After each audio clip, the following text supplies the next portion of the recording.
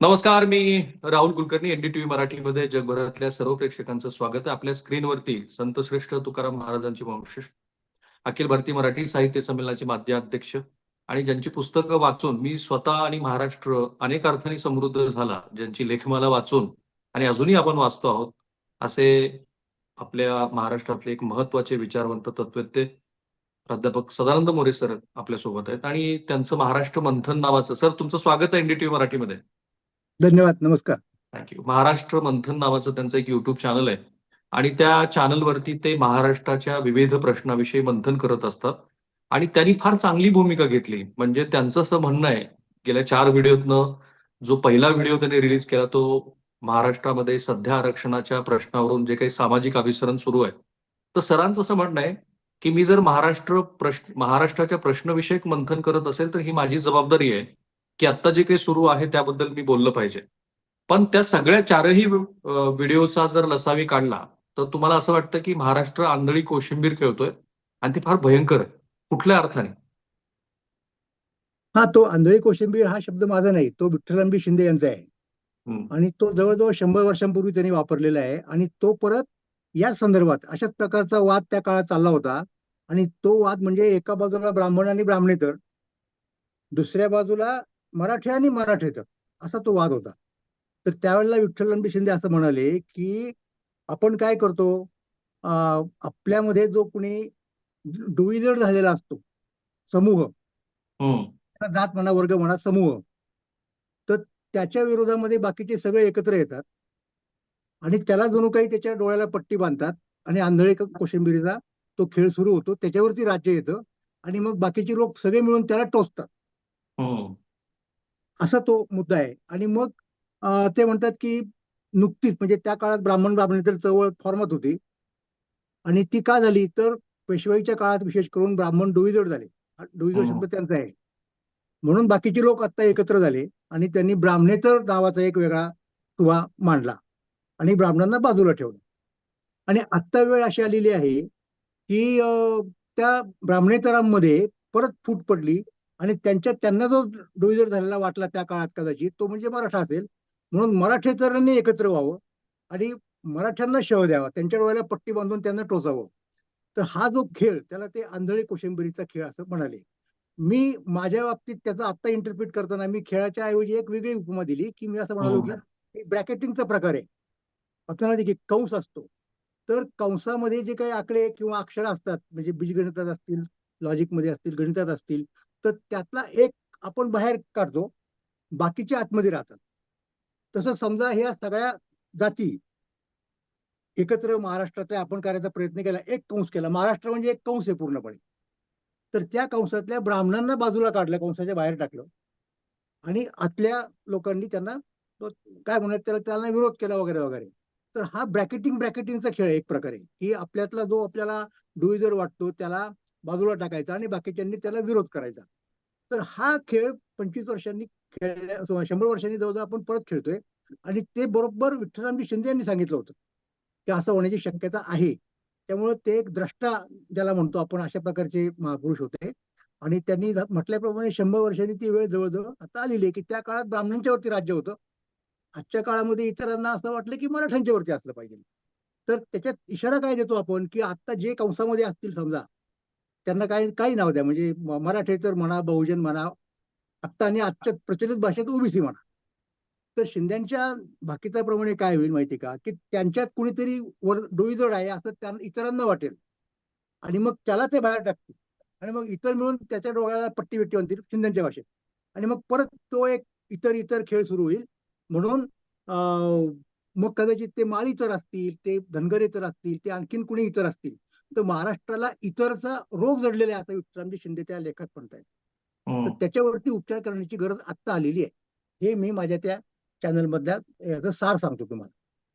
पण हे 100 वर्षानंतर पुन्हा ते होत असेल तर हे नाहिरे वर्गानं दिलेली आर्त साध आहे का याच्या मागे ठरवून केले गेलेलं राजकारण आहे?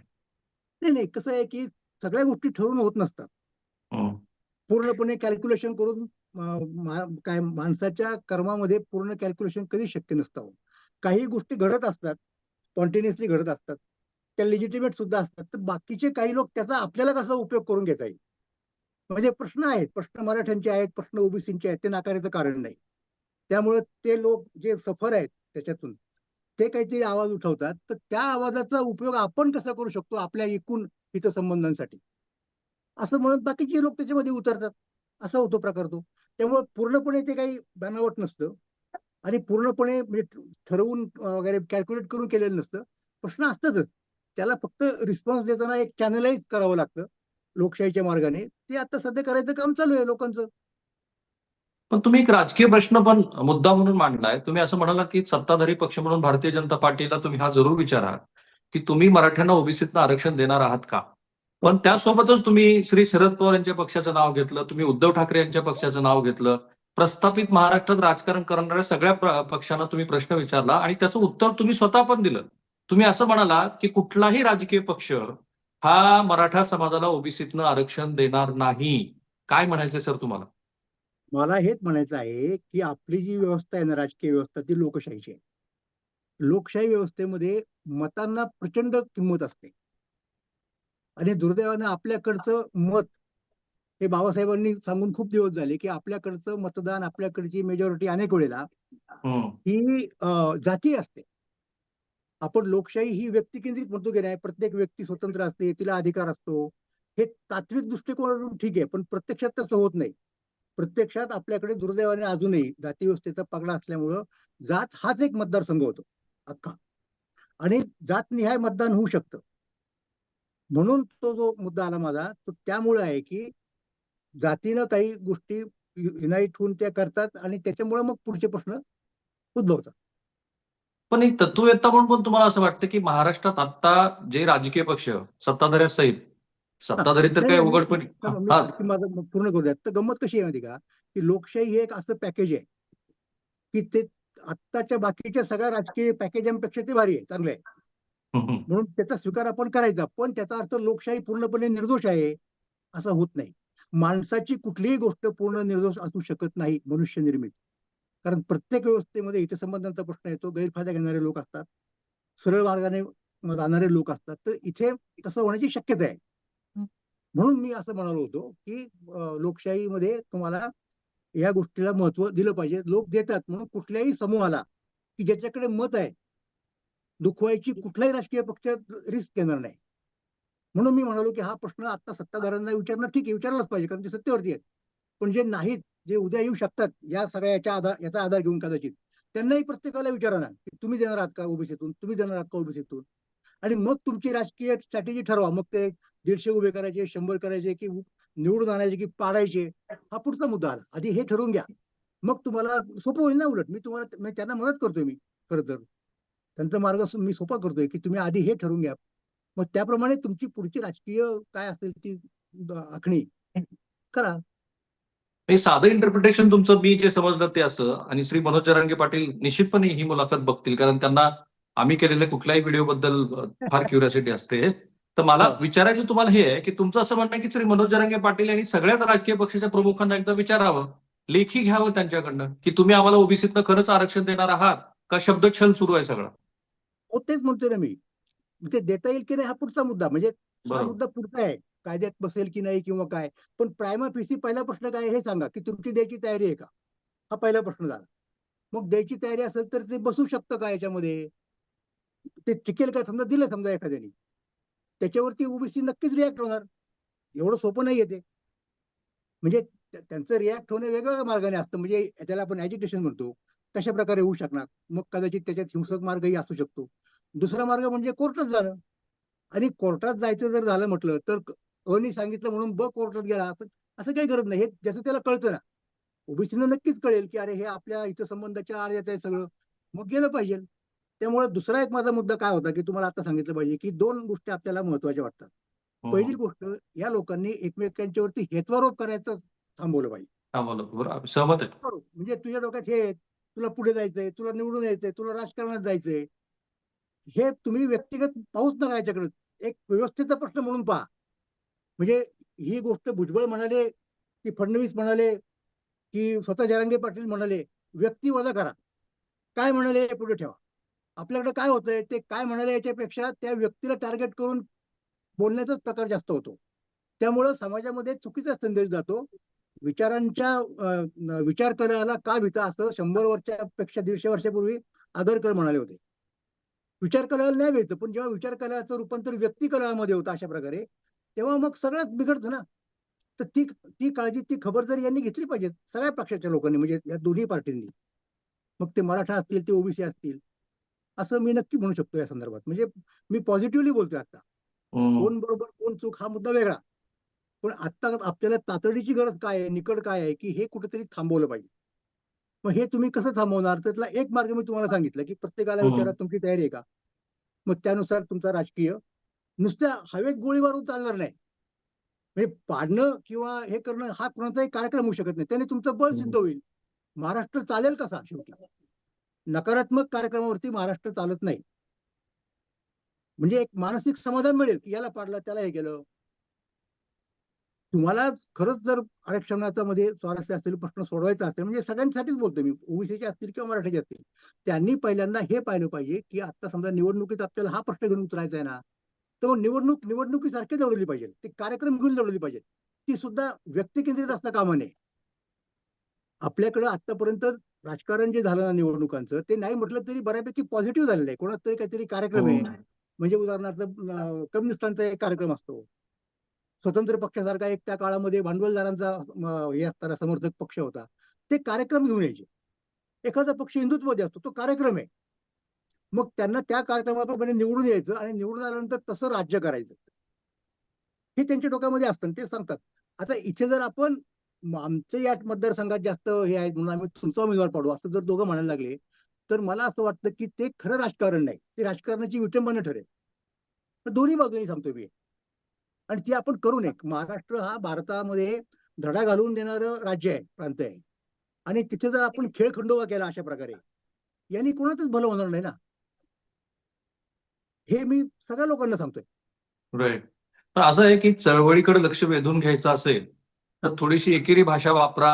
जो मोठा मनुष्य आहे सत्तास्थानातला त्याच्याबद्दल काहीतरी बोला. मग त्यांनी आपला आणखी कुण्या पाठीराख्याला मेसेज द्यायचा असेल तर जो आपल्या विरोधात बोलतोय त्याच्या विरोधात काहीतरी भाष्य करा. हे दिसतंय महाराष्ट्राला गेली 5-6 महिने झालं. आता थोडंसं पुढे जाऊ आपण सर.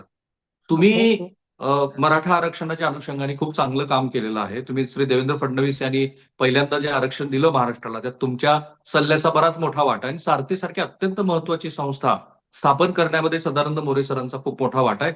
मूलभूत प्रश्नांना त्यांनी कुठेतरी हात घालून त्यातनं काही मार्ग काढता येईल का हे सारथीच्या माध्यमातून दाखवण्याचा प्रयत्न केला.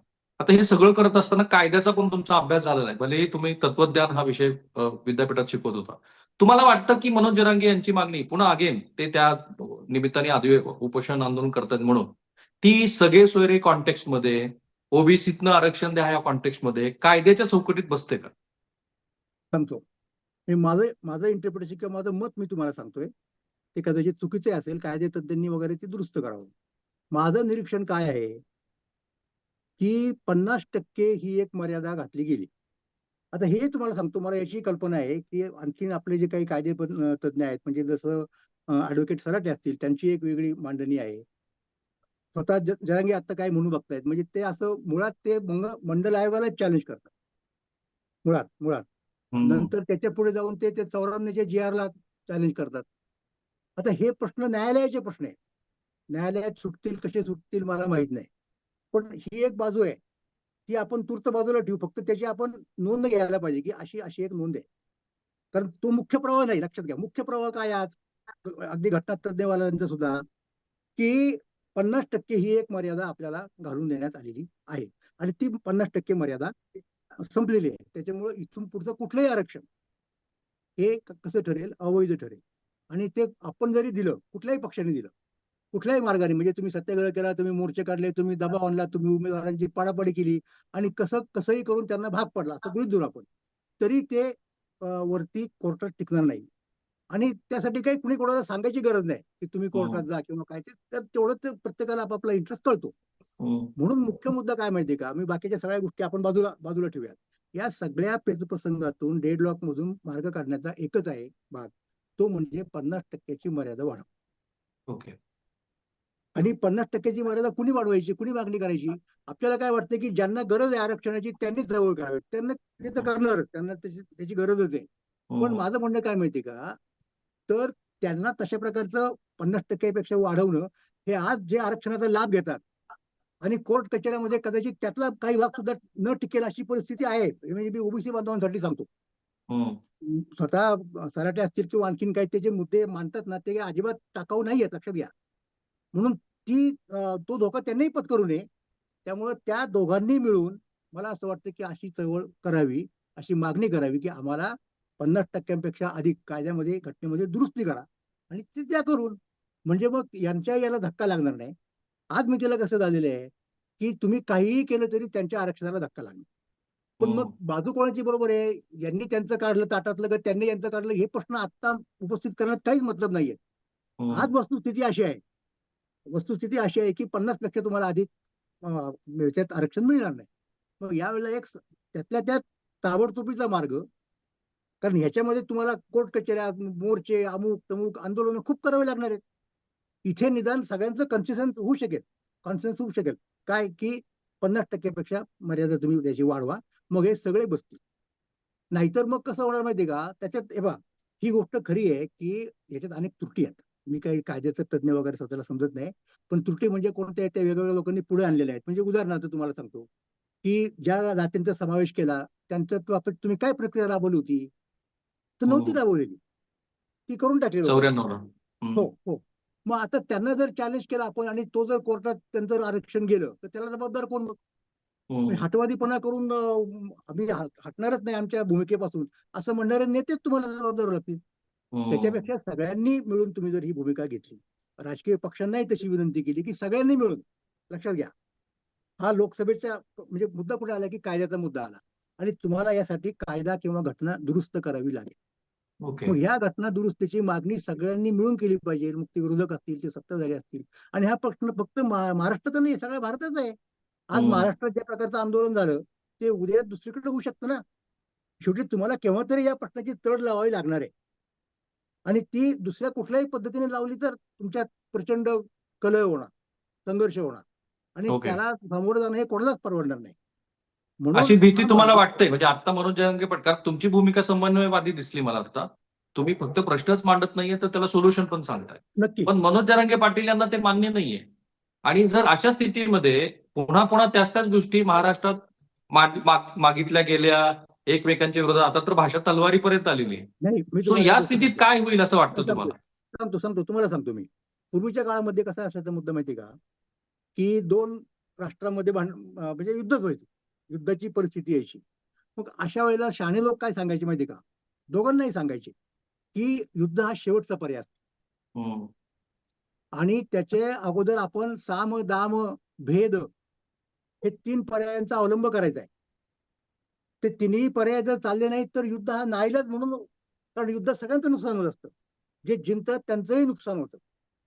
म्हणून तर कृष्ण कौरवांच्या दरबारात गेला पांडवांच्या वतीनं, आणि त्यांनी प्रस्ताव मांडला शांतता प्रस्थापित करण्याचा, विनंती केली की तुम्ही युद्ध करू नका, कोणालाच परवडणार नाही. त्याचं ऐकलं नाही लोकांनी.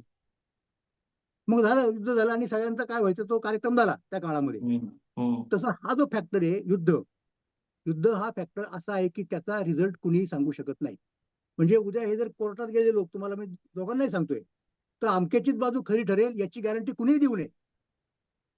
कोण कसं इंटरप्रिट करेल कायदा, 50%चा कोण कसा अर्थ लावेल, हे ना ओबीसी सांगू शकत लोक, ना मराठी सांगू शकत. त्यापेक्षा हम्म. तुम्ही ती रिस्क घेऊ नका, लक्षात घ्या, आणि हा मार्ग काढायचा प्रयत्न मग करा. तुम्हाला भीती काय वाटते सर, सद्यस्थिती पाहता? नाही नाही, भीती म्हणजे भीती, महाराष्ट्राचं जे वातावरण झालंय ना, हम्म. ते अत्यंत खराब आहे. लहान लहान मुलं गोष्टी करतात जातीच्या, ज्यांना जात म्हणजे काय नेमकं माहिती नसतं, अशी त्याच्यावरती तुमच्या माईक पुढे येतात चॅनलच्या, स्त्रिया यायला लागल्या, महिला. हे असं यापूर्वी कधी झालेलं नाही इतक्या याच्यावरती. म्हणजे आपण कुठे चाललेलो आहोत? त्याला महाराष्ट्र घडवायचा की बिघडवायचा आहे, हा सगळ्यांच्या पुढचा प्रश्न आहे. ही फार मोठी म्हणजे, आणि सगळ्यात वाईट गोष्ट तुम्हाला सांगतो मी, म्हणजे मी आतापर्यंत सांगत आलेलो आहे आणि ते खोटं नाहीये, की महाराष्ट्रामध्ये वारकरी संप्रदाय हा पहिल्यापासून सगळ्यांना बरोबर घेऊन चालणारा, समतेवरती आधारित असा संप्रदाय आहे. मी त्या संप्रदायाचा आहे, मी त्या संप्रदायाच्या बद्दल बोलत असतो अभ्यासक या भूमिकेतून. आणि जेव्हा मी कोणाचा तरी तो व्हिडिओ ऐकला की दुसऱ्या अमक्या अमक्या जातीच्या लोकांना बोलवायचं नाही कीर्तनाला सत्यात, मग राहिलं काय तुमच्याकडे? म्हणजे तुम्ही वारकरी संप्रदायाला सुद्धा जर हे करणार असाल अशा पद्धतीने, तर महाराष्ट्रात समतेचा पायच राहणार नाही, लक्षात घ्या. हम्म. तेव्हा मी ठरवलं की आपण बोललं पाहिजे काहीतरी. पण एक महत्वाची गोष्ट तुम्ही म्हणालात की ब्राह्मणेतर चळवळ झाली, त्यातला जो विशिष्ट जात समूह आहे त्याबद्दलची महाराष्ट्रानं ज्यांचा कोणाचा अभ्यास आहे त्यांना ती माहिती आहे, ब्राह्मणेतर चळवळ. पण आता तुम्हाला जी भीती वाटते आहे ती अशी आहे की ह्या सगळ्या गोष्टीतनं मराठा समाज एकटा पडेल, की जो राज्यकर्ता समाज आहे, ज्यांनी गावगाडा शिंदे तेच चालवलाय. शिंदे तेच म्हणतायत. शिंदे तेच तोच इशारा देत आहेत. शिंदे मराठ्यांना पण देत आहेत आणि इतरांना पण देतात की समजा आज मराठी बाजूला गेले, एकटं पडलं, पण उद्या तुमच्यामधल्या कोणाला तरी एकटं पडलं जाईल, याचं काय? म्हणजे ही फक्त मराठ्यांपुरती काळजी नाहीये. ब्राह्मणांची काळजी करायचं सगळ्यांनी सोडून दिलेलं आहे, त्यांना त्यांच्या भवितव्यावरती सोडलं लोकांनी. पण निदान उरलेले आहेत त्यांनी एकमेकांची काळजी करावी. नाही, हे जरा सविस्तर समजावून सांगितलं पाहिजे सर. विठ्ठलरामजी शिंदेचा संदर्भ देऊन तुम्ही सांगा की हा, मराठे आज एकटे पडण्याची शक्यता का आहे, आणि मग उर्वरित सुद्धा जे बास्केटमध्ये राहतील शिल्लक त्यातलेही कोणीतरी एकटे पडण्याची शक्यता आहे. मग ते काय म्हणतात माहितीये का की आपल्याकडे आपल्याकडे जाती व्यवस्था आहे, थोडक्यात मुद्दा सांगायचा. आणि प्रत्येक जातीचे काही सामर्थ्य काय म्हणतात त्याला आपण, स्ट्रॉंग मुद्दे आहेत, म्हणजे पॉईंट्स आहेत, वीक पॉईंट्स आहेत. आणि काळाच्या ओघात एखाद्या वेळेला एखादी जात जास्त सुधारते, पुढारते, आणि ती इतरांना डुईजड होते. हा शब्द त्यांचा आहे, डुईजड होते. मग तिचा डुईजडपणा कमी करण्यासाठी बाकीच्या जाती एकत्र येतात. हम्म. मग त्यातनं ब्राह्मण आणि ब्राह्मणेतर, तर ब्राह्मण डुईजड झाले म्हणून ब्राह्मणेतरांनी एक एकी केली. आता विठ्ठलरामजी शिंदे ज्या वेळेला हे लिहित होते ना, त्यावेळेला मराठी डुईजर होत आहेत आणि इतरांनी एकत्र यावं मराठीतरांनी, अशी एक मुवमेंट चाललेली होती ना. हम्म. त्या मुवमेंटचे एक प्रवर्तक जे होते ते नारायणराव बामणगावकर, हे अमरावतीचे होते. ते उदय हम्म. नावाचं वर्तमानपत्र चालवायचे. ते चांगले नाटककार होते, त्यांची नाटकं गाजली होती त्या काळामध्ये. तर त्यांनी तो एक प्रयत्न केला की मराठेतर आणि इतर उरलेले मराठे आणि मराठेतर. तर शिंदे काय म्हणतात माहितीये का की मराठ्यांनी तर याची काळजी घेतलीच पाहिजे, पण इतरांनी हे पाहिलं पाहिजे की आज जर जो प्रयोग तुम्ही मराठ्यांच्यावरती करून पाहिलाय, करताय, जो आधी सगळ्यांनी मिळून ब्राह्मणांच्यावरती केला, तोच उद्या तुमच्यापैकी जी एखादी जात डोईजड झाली हम्म. तर होऊ शकतो ना तिच्यावरती. आणि आज सुद्धा बघतो ना आपण, तर ओबीसी जेवढ्या जाती आहेत ना, त्या सगळ्याच काही रिसोर्सफुल नाही आहेत, एकाच समान पातळीवरती नाही आहेत. हम्म. आज मी तिला आपला कोणतरी एक कॉमन शत्रू आहे असं गृहीत धरून ते सगळे एकत्र येतात समजा, त्याचा बंदोबस्त केला समजा कुठल्या कुठल्या मार्गाने, तर मग उद्या जे उरलेले आहेत त्यांच्यामध्ये परत कुरबुर होणारच ना. पण ही प्रक्रिया चुकीची आहे. म्हणजे इतरेतर द्वंद्व असं मी त्याला नाव दिलं, म्हणजे मूळ व्याकरणात हा. ते इतरेतर द्वंद्वचा अर्थ वेगळा आहे. पण हे हम्म. द्वंद्व आपल्याला थांबवता आलं पाहिजे, नाहीतर हे कोणाच्याच हिताचं नाही. आज मजा वाटते लोकांना, उद्या हे बुमरँग कोणाच्यावरती उलटू शकतं. मनोज जरांगे तुमचा व्हिडिओ बघतायत, मुलाखत बघतायत, अशा वेळेला तुम्ही त्यांना काय चांगली गोष्ट. स्पेसिफिक सांगाल? नाही नाही, मी त्यांना म्हणजे मी सगळ्यांनाच सांगणार, त्यांना नाही, एकट्याला आपण सांगणार. हे बघा, व्यक्तिविशेष, कारण ते आंदोलनाचे प्रणेते आहेत. हो त्यांच्या हो, भोवती सगळा समाज एकवटलेला आहे, जो काही अगदी. दिसतोय आपल्याला तो. त्याचे लोकसभा निवडणुकीत रिफ्लेक्शन आले, कोणी मान्य करो किंवा न करो, हो हो. मराठवाड्यामध्ये मराठा विरुद्ध इतर जाती असा सरळ सरळ राजकीय संघर्ष झाला आणि हो. त्याचा महायुतीला फटका बसला. म्हणून मी विचारलं की मनोज जरांगेनं तुम्ही काय सांगाल सद्यस्थितीत? मनोज जरांगेंना मी एवढंच सांगू शकेन की तुम्ही जर निवडणुका लढवणार असाल तर ते हम्म. केवळ नकारात्मक पॉईंटवरती लढू नका. केवळ अमक्या जातीचे उमेदवार निवडून हा कार्यक्रम नाही होऊ शकत. किंवा हम्म. एवढ्याच कारणासाठी एकत्र या, याच्यासाठी काय म्हणूयात त्याला, आरक्षणासाठी, तोही कार्यक्रम होऊ शकत नाही. तुम्हाला जर पॉलिटिक्स करता असेल तर ती सिरियसली करा. तुम्ही पक्ष काढा, तुम्ही कार्यक्रम द्या पक्षाचा, तुम्ही जाहीरनामा करा. निवडणूक हा नुसता खेळ नाही होऊ शकत, लक्षात घ्या. त्याचे परिणाम फार आपली एक राजकीय व्यवस्था आहे, आपण गेले 70 वर्षात ती फार यांनी तयार केलेली आहे. ती डळमळीत करणं हे कोणाच्याच हिताचं नाहीये. त्यामुळे ते असतील किंवा त्यांच्या विरोधी याचे लोक असतील, कोणी दुसऱ्या समूहाचे, ओबीसीचे वगैरे, त्या सगळ्यांना मी हे सांगणार आहे की तुम्ही याच्याकडं हे करताना आपल्या आपल्या समूहाचे हितसंबंध सांभाळीत असताना तुम्ही राजकीय व्यवस्था आपली जी आपण लढवून स्वातंत्र्य मिळवलेलं आहे, नंतर अतिशय विचारपूर्वक घटना बनवलेली आहे, त्याच्यातून जी व्यवस्था निर्माण झाली ती खिळखिळं होईल असे कुणीही कार्य करू नये. राईट. आता तुमच्याकडे येत असलेले जे गावागावातले फीडबॅक आहे, हो. तुमचा तर इतका मोठा विद्यार्थी वर्ग आहे, चाहते असतील, वाचक असतील, आणि ते देत असलेला फीडबॅक अधिक तुम्ही जो आधीच्या व्हिडिओमध्ये संदर्भ दिला की महाराष्ट्र 100 वर्षापूर्वी जी चूक केली होती महाराष्ट्राने तो करतोय, तर हे दोन्हीची आता तुम्हाला सांगड घालता येईल तीच परिस्थिती 100 वर्ष आधीची. नाही, दोन्हीची सगळं म्हणजे कशी आहे माहिती का, आता फीडबॅक जो येतो ना तो पर्सनल लेवलला आहे, कुणी बोलायची हिंमत करत नाही. हम्म. म्हणजे आपण आपल्या समूहात एलिनेट होऊ, बाजूला पडू, हा, ती भीती आहे. अशी लोकांना भीती वाटते ना. हम्म.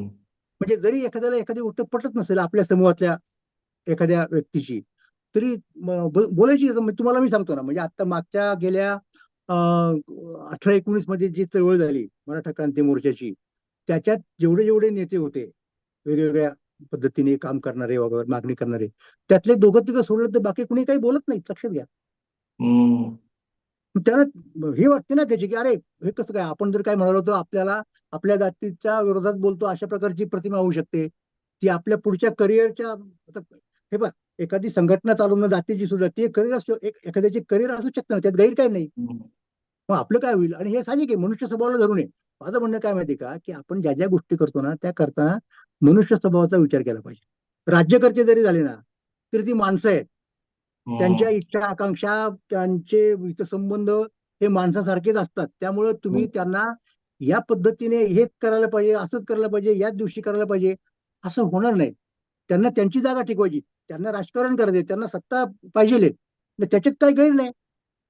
लोकशाहीत कुणालाच म्हणजे सत्ता पाहिजेच असते ना राज्य चालवायचं म्हटल्यानंतर. तुम्हाला जे इप्सित आहे तुमचं सामाजिक राजकीय ध्येय धोरण ते अंमलात आणण्यासाठी, त्यामुळं त्यांना काही तरतुदी कराव्या लागतात. पण तुम्ही जणू काय असं गृहीत धरताय की ते आपल्यासारखेच आहेत.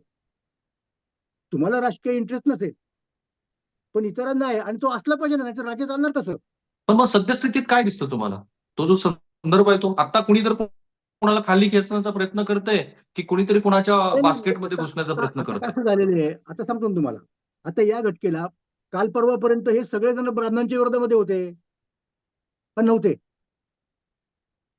होते. बरोबर आहे. म्हणजे त्या 2 ब्राह्मणाचा दशकं शब्द तर ती नसतील चळवळ वापरत, चालली ना महाराष्ट्रात. हं. ब्राह्मणेतर शब्द वापरत नसतील, त्याला बहुजन म्हणत असतील. पण चित्र असंच होतं ना, हं. की ब्राह्मण अजूनही कंसाच्या बाहेर आहेत, आणि कंसात त्यांनी सगळ्यांनी मिळून काय करायचं कार्यक्रम तो करायचा त्यांचा. आता कसं झालेलं आहे की ब्राह्मण बाजूला पडला हं. तरी उद्योग होतात, तो मुद्दा वेगळा. मग आता कोण धरलं त्याची जागा कुणी घेतली किंवा कुणी घ्यावा असं वाटतं इतरांना, ती मराठ्यांनी घ्या. मग आणि मग त्यांना कंसाच्या बाहेर टाकून, ही परत माझी भाषा आहे, बाकीचे लोक इतर म्हणजे मराठेतर, हे त्या काळातला डिस्कोर्स आहे. आणि तो शिंद्यांनी तो डिस्कोर्स आज आपण वापरू शकतो शिंद्यांचा आजची परिस्थिती समजण्यासाठी. आणि हे परत चुकीचं आहे, हा रोग आहे. हे शिंदे त्या काळात म्हटले होते, आज परत एकदा त्याची पुनरावृत्ती करण्याची वेळ आली. राईट. सर तुमचं पॉलिटिकल अफिलिएशन नाहीये. मला पूर्ण खात्री आहे की तुम्ही कुठल्याही राजकीय विचारधारेचा कधीही पुरस्कार करत नाहीत.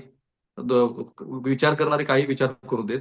पण तुमचा राजकीय अभिनिवेश नसल्यामुळं आणि तुमचा अभ्यास महाराष्ट्रानं तुम्हाला अखिल भारतीय मराठी साहित्य संमेलनाचे माजी अध्यक्ष किंवा अध्यक्ष म्हणून त्यावेळेला जे बघितलं ते, मला तुमच्या माध्यमातनं तुम्हाला जे सुचतं, महाराष्ट्रातल्या प्रस्थापित राजकीय पक्ष चालवणारी ही जी 4-5 मंडळी आहेत, त्यांना तुम्ही काय सल्ला द्याल एक तत्ववेत्ता आणि एक अभ्यासक म्हणून? श्री शरद नाही पवार नाही यांना तुम्हाला काय वाटतं की नाही नाही नाही, बाय बाय बाबा, माझ्या स्वतःच्या सामर्थ्याबद्दल अजिबात गैरसमज नाही.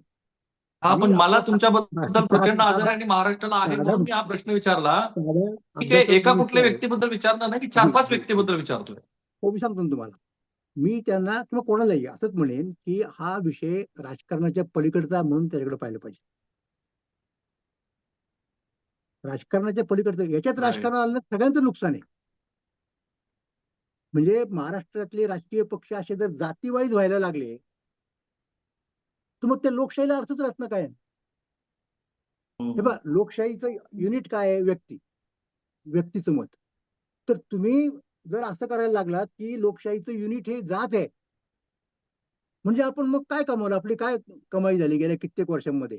आपण होतो तिथेच गेलो ना परत. तर तसं होतं कामा नये. माझा प्रश्न असा आहे की राज्याचे प्रमुख म्हणून श्री एकनाथ शिंदे यांना तुम्ही काही सुचवाल का, सांगाल का? कारण त्यांनी श्री मनोज जरांगे यांचं आंदोलन योग्य पद्धतीनं हाताळलं की अयोग्य पद्धतीनं हाताळलं, त्याबद्दल पण 2 मतप्रवाह आहेत. आपण त्याच्यात नको जायला. त्याचं विश्लेषण नंतर कधीतरी करता येईल. हा हा नाही, त्यात मी आता विरोधी पक्षांच्या बाबतीत जे म्हणालो ना तसं त्यांच्या बाबतीतही मिळेल, फक्त मी त्याच्यात पुरवणी काय जोडेन की जे काही घडतं त्याला नंतरचा इतिहास हा विरोधी पक्षाला जबाबदार धरत नाही, तो सत्ताधारी Right. पक्षाला धरतो.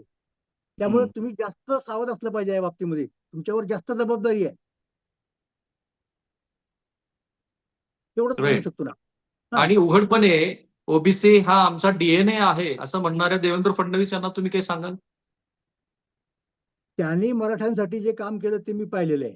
त्यामुळे हो. ते कुठल्या ओघात म्हणाले डीएनए वगैरे, तर ते राजकीय लोकांना असं म्हणावं लागतं ना, सांभाळावं लागतं लोकांना. उद्या राईट. ओबीसीच्या मध्ये जर काही भावना निर्माण झाल्या असुरक्षिततेची, तर त्यांना एक सांत्वन करण्यासाठी असा धीर कदाचित, मला माहित नाही त्यांचा उद्देश त्याच्यात काय होता. सगळेच लोक सगळ्यांचे डीएनए खरं तर त्या अर्थाने पाहिलं तर. अगदी शेवटचा प्रश्न. तुम्ही हो, बोललात, पण महाराष्ट्रातले अनेक विचारवंत आहेत. तुम्ही म्हणालात की काही जण भीतीपोटी बोलत नाहीयेत. पण ही ती वेळ आलेली आहे की महाराष्ट्रातले विचारवंत असतील, सन्माननीय निवृत्त न्यायाधीश असतील, ज्यांचा कायद्याचा खूप सखोल अभ्यास आहे, काही वरिष्ठ विचारवंत असतील महाराष्ट्रातले, त्यांनी पुढे यायला हवं आणि जाहीर भूमिका घ्यायला हो, हव्यात. हो. म्हणजे मी तुम्हाला अगदी कॉन्क्रीट शब्दात सांगतो की हा विषय जरांगे आणि भुजबळ यांच्यावरती सोपवता कामा नये. फक्त ते त्यांच्या त्यांच्या समूहाचं काम करतात, ते प्रामाणिकपणे करतात, त्याच्याबद्दल मला काही म्हणायचं नाही. पण त्यांच्या किंवा असल्या कुठल्याही नेत्यांच्या संदर्भात तुम्हाला सगळ्यांनी याचा विचार करायला लागेल की काही दोघांची हे चाललेली आहे फाईट, WWF, आणि बाकीचे लोक चिअर अप करतात. असं होता कामा नये. ही चिअर अप करण्याचीच गोष्ट नाही, मुळात स्पीकअप थांबवण्याची असं गोष्ट तुम्ही आहे. म्हणताय. बोला ती बोला असं तुम्ही म्हणताय. ही थांबवण्याची गोष्ट आहे. बोललं पाहिजे, सांगितलं पाहिजे. सर, मी तुमचा खूप खूप आभारी आहे.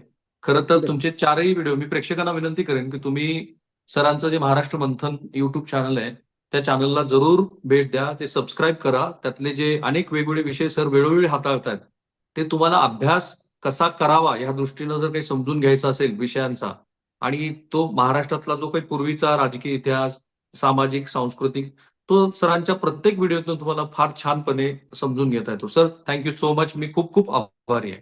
धन्यवाद राहूजी, सर. धन्यवाद. आणि प्रेक्षकांना आणखीन एक विनंती, तुमचे जर काही सरांसाठीचे वेगळे प्रश्न असतील तर या व्हिडिओच्या कमेंट बॉक्समध्ये ते जरूर टाका. आपण सरांना पुन्हा एकदा संपर्क साधू आणि त्या प्रश्नांची उत्तर घेण्याचा प्रयत्न करू. सर, धन्यवाद. धन्यवाद. Thank you thank you so sir. Much.